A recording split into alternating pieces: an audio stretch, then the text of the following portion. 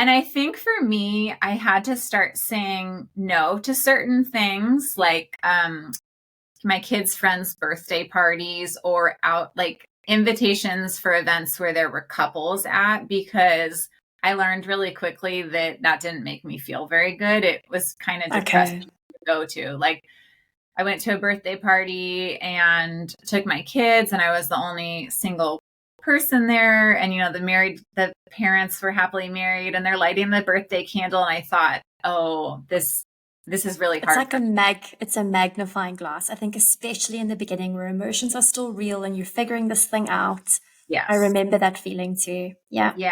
So that was another part of kind of the healing process, was learning what worked for me and what didn't. Mm-hmm. And taking my kids to things worked well if it was like a play date or something with other moms, but it was hard for me if it was a birthday party and it was all couples, or if it was at like a holiday party and it was all couples and kids, because it was really a painful reminder of what I all of a sudden Mm-hmm. didn't have.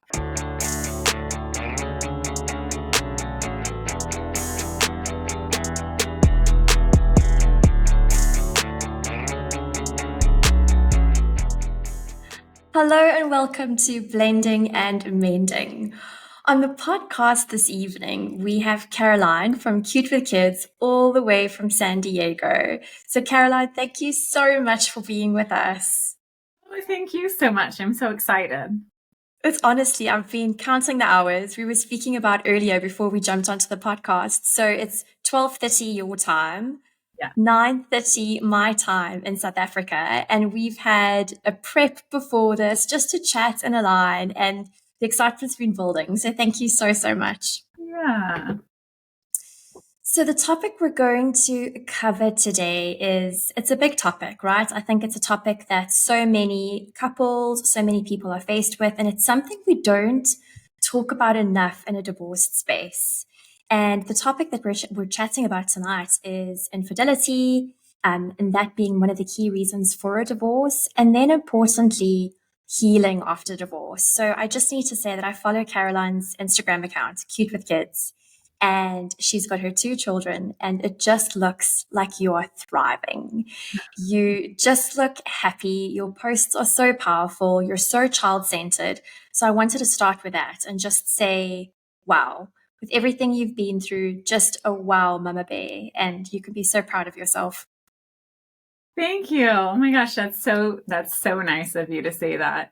Yeah, it's been obviously definitely life-changing to go Mhm. through an unexpected divorce because of infidelity. But my main goal was to make sure that my kids were okay and to focus on my kids throughout the divorce. So I think it's changed kind of how I mother them and how much more I Mhm. appreciate the time that I do have with them. And that's just number one for me. But it's still it's a tough journey to start going down. And Absolutely. yeah, So take us back, right? So how long were you married for? Take us back to that dynamic, just that we can understand the context in your space. sure. So I was married for about 8 years, and we did not have kids until about 4 years into our marriage. My ex was in the military, so our life was kind of like up and down for transitions. And we didn't really know where we were going to be. And then so we settled in San Diego, which is where I'm from originally. And everything seemed fine. So we had our kids, and I was a stay-at-home mom, which is what I wanted to do and what my then husband wanted for our family, and I loved it. Like I loved being with my kids. And yes, it's exhausting when you have little ones. We had two under Mhm. 2.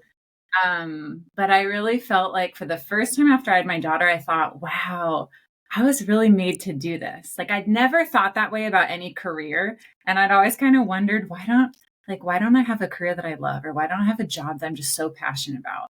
But I felt when I became a mom, I was like, Mhm. I'm good at this. Like this, I really like this. And it doesn't mean I did everything perfectly. I didn't know what I was doing, but I felt really confident, like an a confidence that kind of came out of nowhere. Like, oh, I'm good at this. I like doing this. I don't know. It's fun for me. So yeah, so there I was raising the kids. And then I remember it was right before Christmas and things had been kind of going on, but I didn't really know what was going on, I guess. Looking back now, I see like major red flags that would pinpoint, oh yes, I was going to ask. that's the sign of someone having an affair. But I didn't know. So I'll just say them because it's kind of good to know these things. Please, I was going to ask you, what are those red flags? So one of them was just like constantly being on a device all the time, constantly being on the phone 24/7, having it locked. And most people do have a passcode on their phone, but it's like being more secretive about it to the point where the person put their phone down and they would never allow you to pick up their phone because obviously there's stuff on the phone they don't want you to see.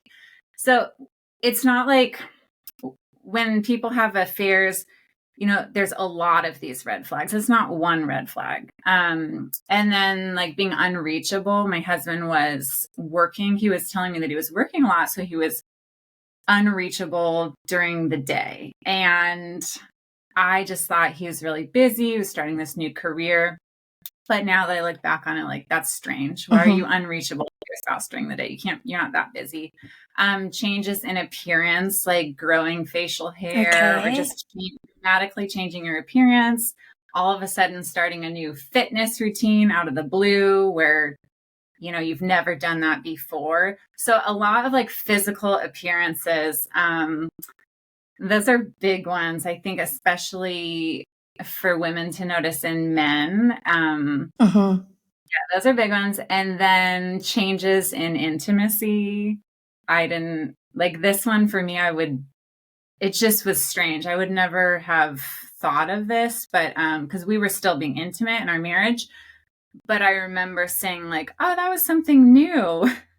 And he said, oh, wow. Oh yeah, I was reading a book about stuff and I believed it. I was like, oh, but 7.5 years into your marriage, someone is likely not reading a book about changing like how you're intimate. So all these things kind of combined. Now I look back and I think, oh my gosh, there were warning signs. It was like they were pieces of a puzzle and I couldn't fit them together. So things were off. But I was also being told that something was wrong. And so I was off kind of looking for this, trying to solve this problem that was going on. And it wasn't really a problem. So anyway, so all this stuff kind of had been going on for like a year. And anyway, when it came down to it, I found out that there was an affair going on through his phone. I think that's really common now because everyone, so many people. Yeah. You find the message or you find a picture. Yeah. And it was devastating. Like I was blindsided by it because the kids were still really little. My daughter had just turned 4 and my son was 2. And so I just was not, it just didn't occur to me. I'm also a very trusting person. I think that's normal in a marriage that you do trust your spouse. You're not looking for signs that they're being unfaithful, especially when you're just starting out building a marriage and a family. Like my focus was on our family and the kids, and I was trying to get pregnant again. So it just didn't, it was so there was a lot going on. What just happened? Like, that's pretty much what happened. It was devastating. And after I found out about everything, there wasn't an apology. There was no remorse. And that was even more shocking. Like, so I found out about this unfaithfulness and I thought that he would apologize and say, I made a mistake, but that didn't happen. And it was more like, it was like crickets. So then I didn't really know what to do. I kept thinking, well, I want to try and make this work, but there was really nothing to make work. It was kind of obvious that he didn't really want to be in the marriage anymore. And he said that he ended up saying like, I don't love you. And I never loved you. and those things are really hard to hear because it's like you just feel like this bomb went off in your life, and then you're hearing these things that the person that you married and you had kids with is saying these horrible things to you that they never wanted to be with you. So it was a lot. All at once was a lot. So we started going through the divorce. And that was when. And was that him? Did he file for divorce? Is he the one that had said, look, it's done? No. I'm going to file. No. Okay. I would have thought that he would file for the divorce, but he didn't. It was almost like my option was to stay and accept that he would just continue the affair or to file for divorce. He didn't make any initiative to divorce. He didn't say, I'm leaving you. He just said, I don't love you and I've never loved you. And then I never saw any, like, there was no action that he wanted, that it was a mistake. Like, it was like he had moved on months ago, probably. And I was still trying to comprehend, like, that one day I thought, here we are as a family maybe going to have more kids, getting ready for Christmas. And then the next day he had obviously been checked out for a long time. So I ended up filing for divorce because it was almost like I wanted to give him the benefit of the doubt, but there was nothing to work with. Like, he didn't apologize. He didn't say, I'm going to end the affair. So there was really nothing. There was nothing to do. And I guess right from the beginning, I think I knew that I couldn't stay with someone who had done that to me and didn't apologize, because that's not what I think marriage is supposed to be. And it's like the most horrific betrayal that you can do to someone. And so I loved him. And so I didn't think that a marriage was, how do you stay in a marriage if someone tells you they don't love you and they're having an affair? So I ended up filing for divorce, but then later he blamed the divorce on me, because I was the one who filed for it. So, it was very tumultuous. And I'm thinking, right, so I know straight after kids, so much changes in a relationship. There's so much that you didn't know that would change in terms of that dynamic. You're tired. Yes. If you're potentially breastfeeding or if you're bottle feeding, you're still waking up every 2 to 3 hours in the beginning.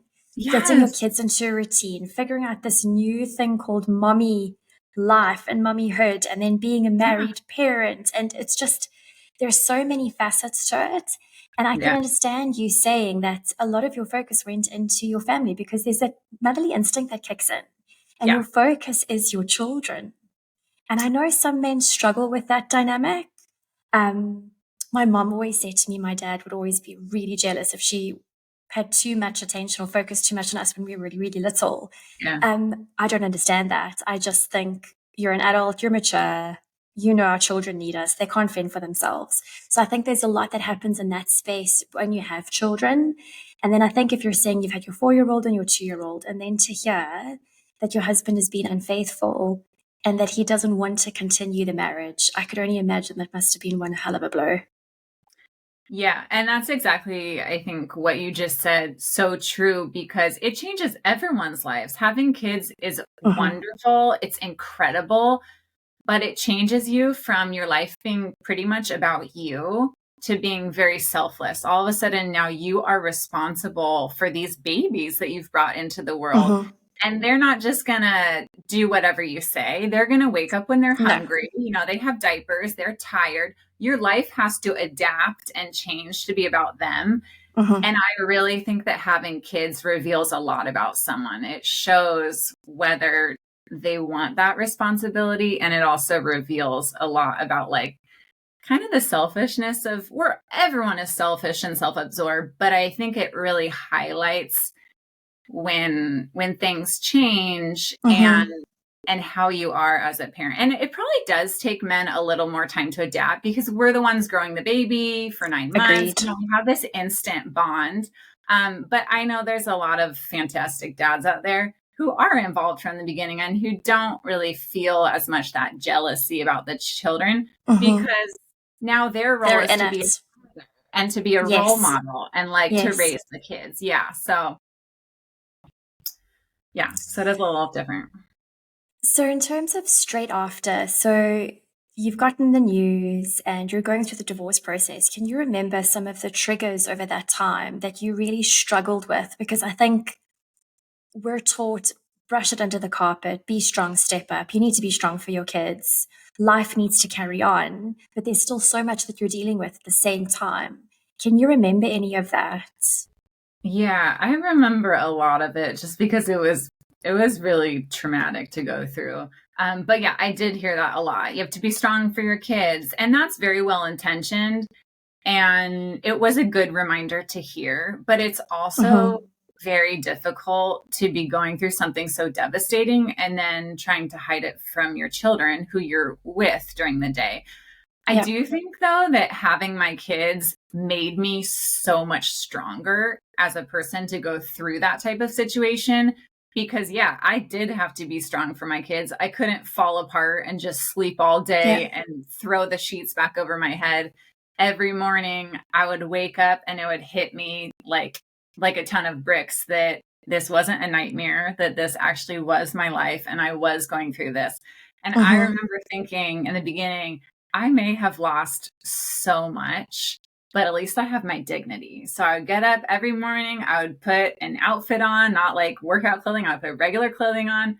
I would put my makeup on so that I felt good and I felt like ready for Okay. the day. Even if later that day I would be crying on my hands and knees in the kitchen, while my kids were watching TV. Like that was the reality of it. But I felt like I could do this if I was more put together and just kind of felt better about myself.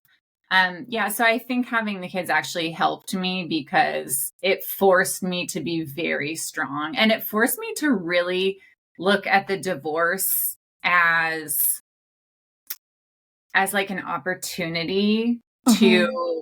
to show my kids how strong I could be in a Absolutely. difficult situation, even though they had no idea what was going on. They knew that we were getting divorced, but they didn't understand the why, and they don't obviously still now.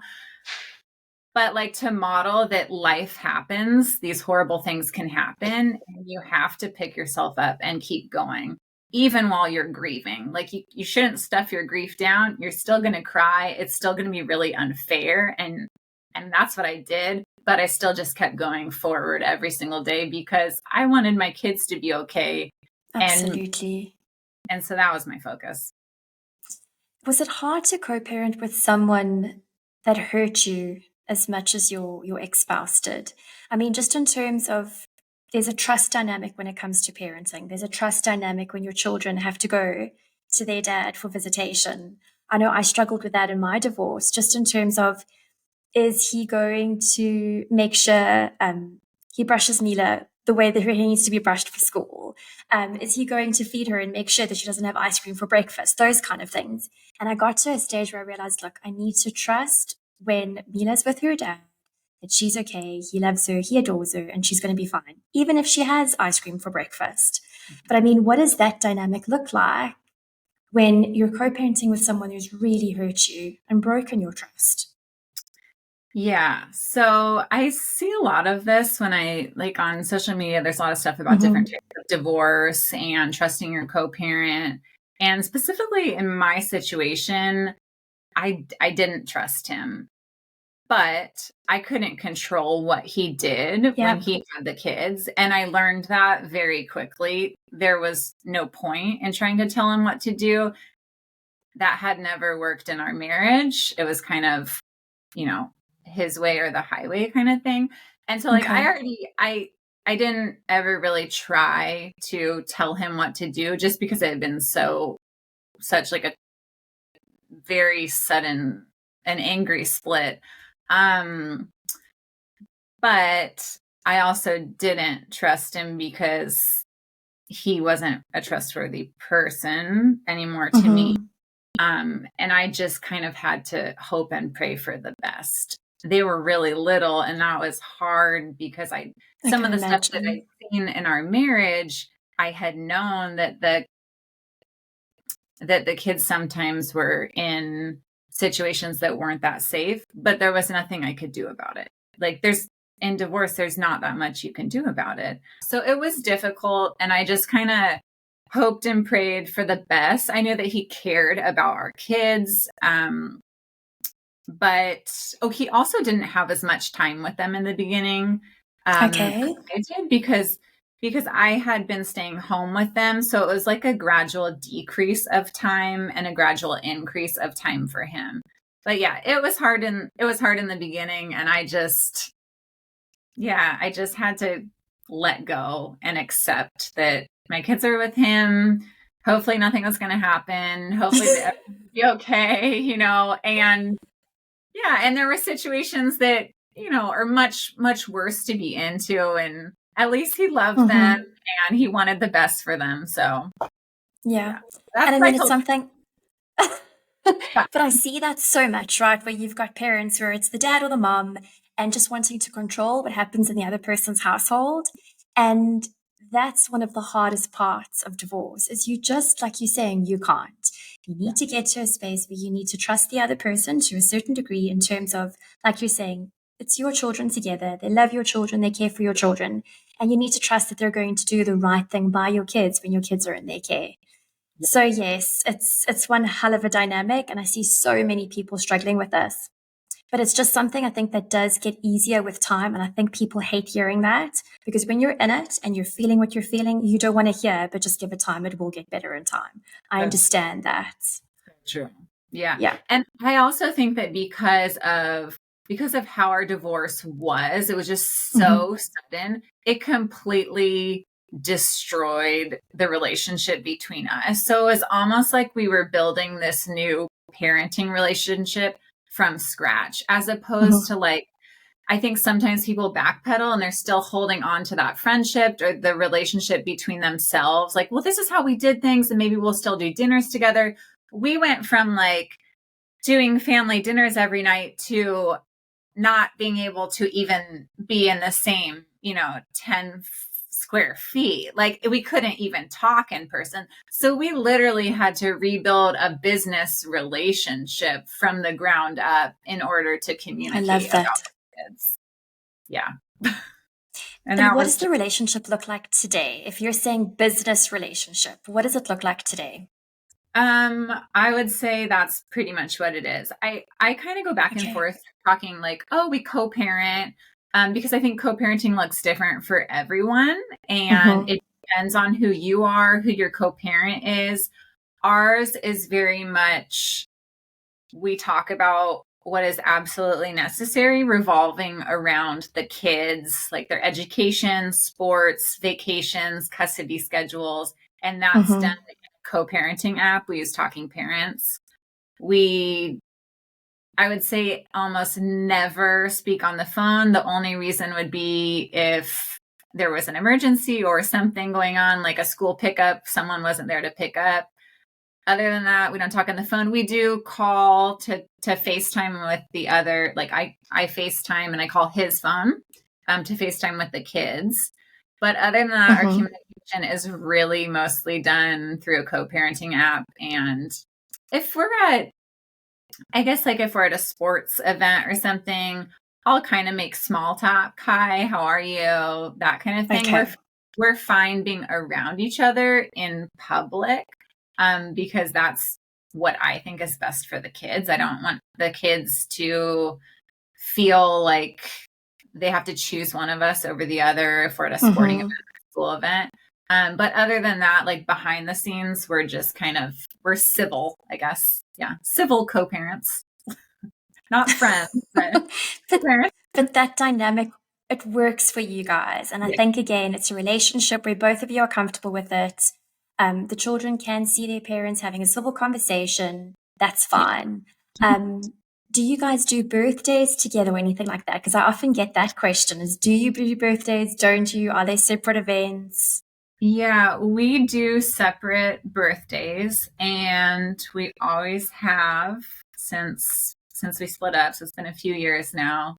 I think I thought about it in the beginning and I wasn't ready for that. And it's just the nature of our divorce. I think it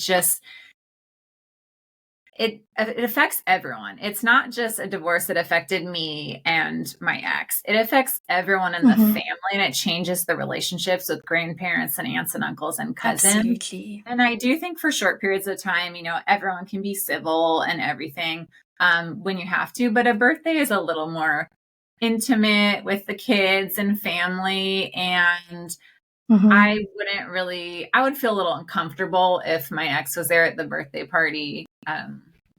Yeah. Okay. So I prefer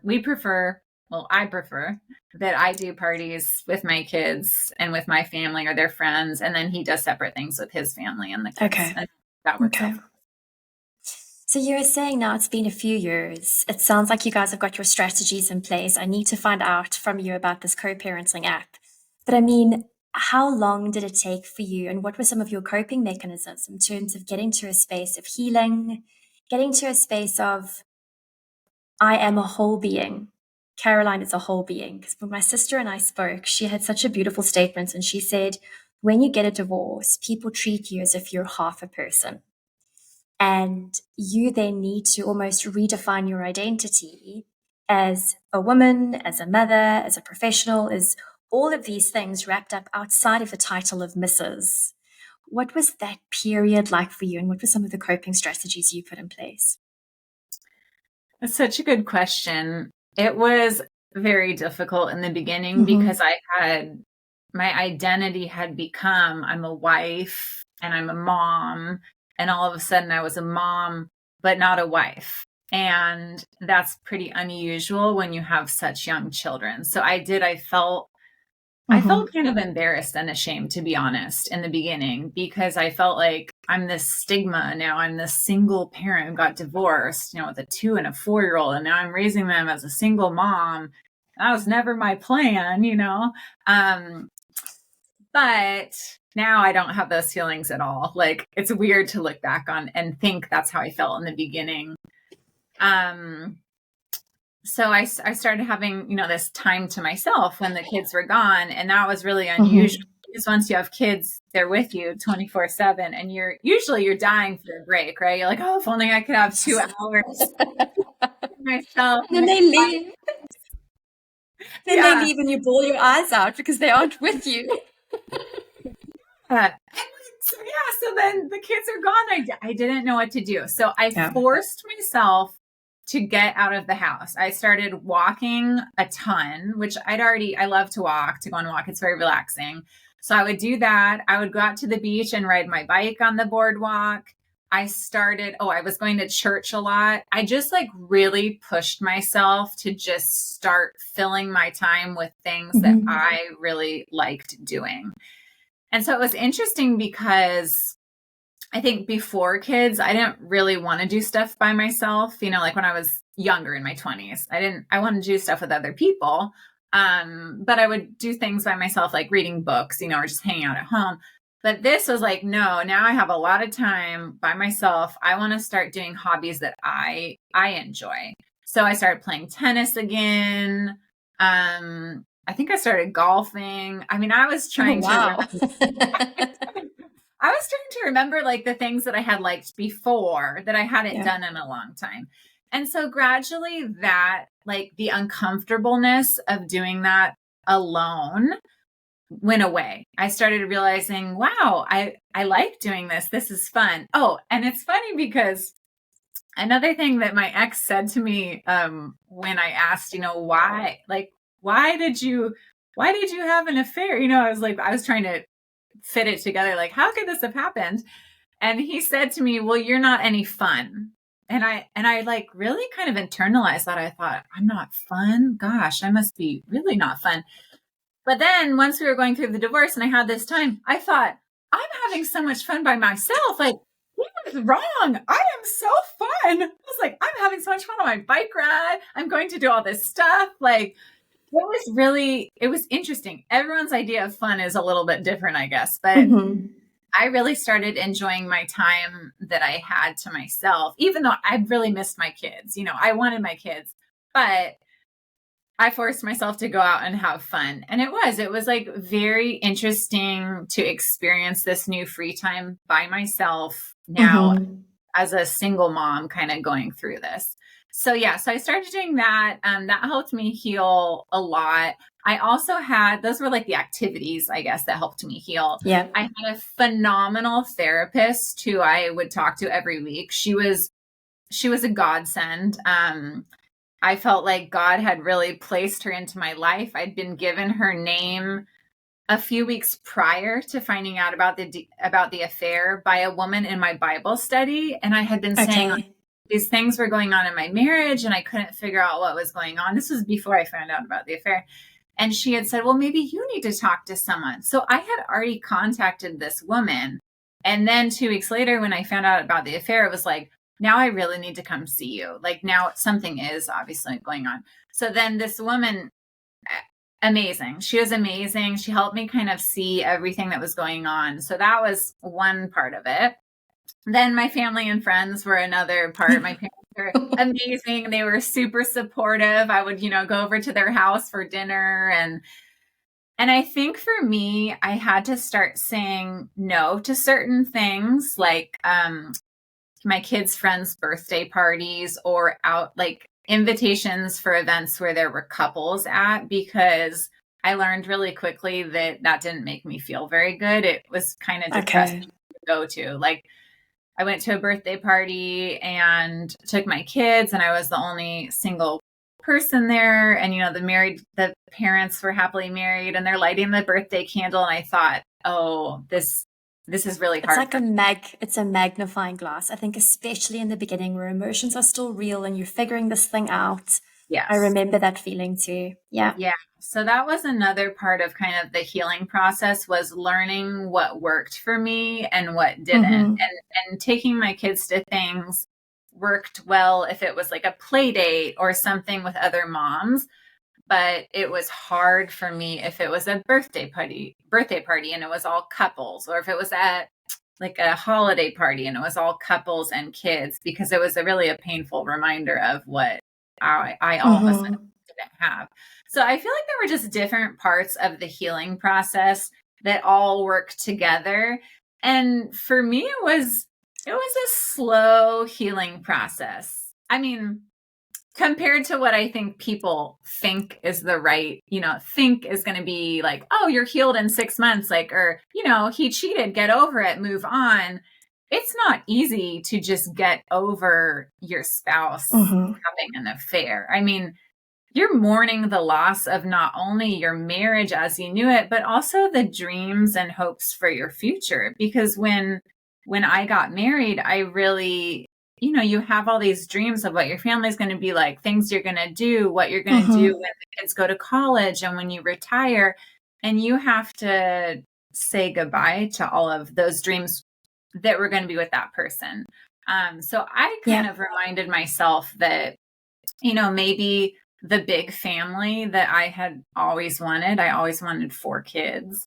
Um, that may not have happened with him, but maybe that would happen in the future with someone else in a different way. Or maybe the big family Mm-hmm. would be, 30 years down the line when I'm start being a grandmother. So I kind of had And the to kids are accept, running around. yeah, I had to really accept and come to terms with the fact that my life now looked very different than I had expected it to. Yeah. And I had to be okay with that. I had to gradually learn to be okay with that. And Yeah. that takes time. I always say that divorce is a part of life that no one plans for. Yeah. Like you plan to get married when you meet someone, right? And then you plan to have your kids and you plan to have your home and the dogs and the pets and the fish and everything that goes into all the different parts of the house. But divorce is that one thing that you don't wish upon yourself or around or on people that you know because it's Yeah. such a painful experience. Yeah. And then once you've decided to separate in your marriage and walk away from that, it's then figuring out what this life is. And it feels like, I know everyone says there's no manual to life, but I genuinely feel after a divorce, like you were saying, it's finding out who you are as an individual again. It's creating a safe space for your children. It's creating a new normal for your kids, a new normal for yourself. figuring out how to co-parent with someone you thought you were going to spend the rest of your life with. Now you're not, but you're still standing next to each other, next to a sports field, having to support your children. There's so many different parts to it. So, yeah, I hear you. And I think, again, when it comes to healing, it's really about being honest with ourselves in terms of what we're feeling. And like you were saying, if birthdays were too hard for you, you stepped away from that. I think so many people try and shower you with love and support. And sometimes that also in the beginning is just too much. You don't want to go to all the dinner parties. You don't want to be the third person standing around. We call it a braai in South Africa, but a barbecue. Yeah. All the couples around, you're standing there with your glass of wine on your own. It just feels awkward. And I love that you had the bravery to say, this makes me feel uncomfortable. I'm not ready for this yet. And step out of that. So I adore that. Yeah. Caroline. I mean, oh yeah. No, go. Oh no, you go. I was just going to add something. That's okay. No, go add for it. Oh, no, I was just going to say I'm one of the people, because when you were saying, oh, everyone's, at the barbecue, and they're all saying, oh, and get back into, dating and that kind of thing. And it's like, well, sometimes you learn, oh, actually, now that I have kids, I'm not ready to date. Like, I want to focus on my kids. I want to rebuild my life. I want to make sure I'm okay. And that was interesting for me because I waited a while to date, but it was almost like it was kind of freeing in the sense that now my life was different from what it was, and I could kind of be in control, more in control of choosing what my kids did, because it was just me. I didn't have to, call my husband like, what time are you coming home from work? We could do more things on the spur of the moment. I remember this time that I took them just in the evening. We went on a picnic at the beach, and it was just one of the best experiences. And we didn't have to get home at a certain time. I didn't have to coordinate it with someone else. So in that sense, like, that is one aspect of becoming a single parent, is you have the freedom to raise your kids with you, how you want to do it, especially like holidays, your routines, your, traditions, that kind of thing. And it is very empowering, I think, to realize I can do this on my own, and I'm doing this the way that I really believe in. I adore that, because I've never thought about it like that you've got that time, like you're saying, to be spontaneous and make those decisions and not have to consider anyone else. Caroline, in terms of your platform, so you've got Cute with Kids, and I was actually told about your platform through my sister, who's been through a very similar experience. Right. And she said to me, Shanti, you need to reach out to this woman. She looks amazing. Her story, you need to get her on the podcast. But I mean, do you have a lot of people who reach out to you in terms of your platform, who just, your story resonates, there's a space of relatedness, and you can guide them through that? Yes. So once I started sharing about going through the divorce and why I was getting divorced, so many people started sharing their stories with me. And it was the same story. It was horrifying to read that all of these women, and sometimes men too, it was not just women who were reaching out, were experiencing the same thing. And it's the same emotions that you go through, the shock of realizing that this person is not who you thought they were. They're not being faithful to you. They're in fact, having a relationship with someone else outside the marriage. And I realized just how common it was. And it made me sad, because I just thought all of these people who are going through this, whose lives are being, really disrupted, and the kids' lives that are being changed because of the actions of a parent. It was really sad, but it was also encouraging, because it made me realize that by sharing my story, all of these people could relate. I mean, it really resonated with people, because I was opening up and I just looked like, the average person that you'd see. But all of a sudden I had this story of, I had an unexpected divorce. My kids were really little. I didn't see it coming, really. And I just had to start rebuilding my life. And then, it didn't go, there's a happy ending, in the sense that I'm very happy with my life now, and I'm much more confident in my parenting. I've grown so much from this, but it's not like everything went my way in the divorce. We have 50% custody, and that wasn't my choice, but I've learned to adapt to that, and it's working, and my kids are thriving with how things are. But you go through all these things and they're difficult. And then the next thing is even more difficult. And then the next thing is more difficult. So it's like by sharing my story, I really connected with other people who are going through it, because I think in the beginning, when I was first on social media and looking like, oh, that person is a single mom, and look, it looks like they're still enjoying their life, I really wanted to see stories of women who had come back afterwards, who had rebuilt their life and who were doing well, and their kids were doing well. Because I thought, well, if they can do it, then I can do this too. Like, this is doable. So stunning. It's attainable. Yeah. So the more that I shared, the more I connected with other people who also shared their story. And we're either in the beginning and we're saying, thank you for sharing this, because now I know that I can do this too. Or we're saying, like, you've got this, I'm farther down the line than you, like, you can do this, life. Oh, beautiful. Okay. So it was both lenses. Yeah. So pretty amazing, really. So Caroline, just in terms of words of wisdom, right? So someone who's going through this, because I think, like you were saying, when you're in it, it feels like your entire world is falling apart and you can't imagine what tomorrow or next week is going to look like, because you hold on to the life that you thought was going to be your forever after. There's the saying, this too shall pass. And it's one of those, I strongly believe in it. And it's one of the things that I really position strongly on blending and mending. But I know it can come across so condescending, because when you're in it again, there's so much hurt. You don't want to hear that. Right. But I mean, you for me are a living example of this too shall pass, and you'll figure it out, and you grow from strength to strength. So maybe just advice for someone who's going through that, who really just feels like, I can't face tomorrow because it's not the life that I planned for. What would you say to them? I would say that your worst fears generally never happen.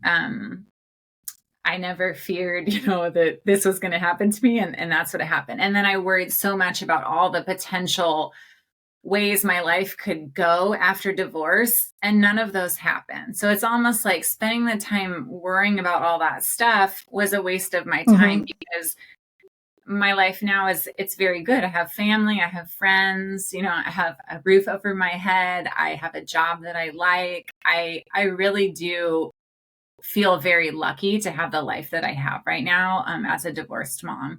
One thing that someone said to me when I was going through the divorce, I was like, this is so hard, and they said, life is hard and you have to choose your heart, choose the heart that you want. And I thought, oh my gosh, you're right. Like, life is hard. It's also beautiful and it's magical. And there's so much joy in it. And I think if we spend too much time focusing on just how hard life is, then you miss out on these essentially like golden opportunities that happen in your life that may not be as frequent, especially when you're going through a divorce, but they're much more meaningful when you are going through a big storm like divorce. Then they really bring you hope, and they get you through to the next kind of golden sunshine moment. I love that. And I mean, again, just looking at your profile, it looks like you're thriving. All your photos, you've just got this beautiful big smile and you look fit, and you're always taking your kids away. And I know you guys had a holiday recently, and it was all the photos of you guys jumping into the sea. And yeah, it just looked stunning, stunning, stunning. So Caroline, keep doing what you're doing. Keep inspiring people. Thank you for touching my sister's heart and her soul. I think she really needed to find your profile, and I'm going to get emotional. She needed to hear a story from someone who's been through something similar. So thank you for sharing your vulnerability, and thank you for being on the podcast. I really, really appreciate it. Oh, thank you, Chance, so much for having me on here. I'm glad we could do it. Oh, absolutely. And I'm going to try and get you back on again. Yeah, definitely. So we'll plan something special. We'll figure it out. But we just got such a beautiful energy. So thank you. Oh, good. Thank you. Cool. Take care. Speak soon. You too. Bye.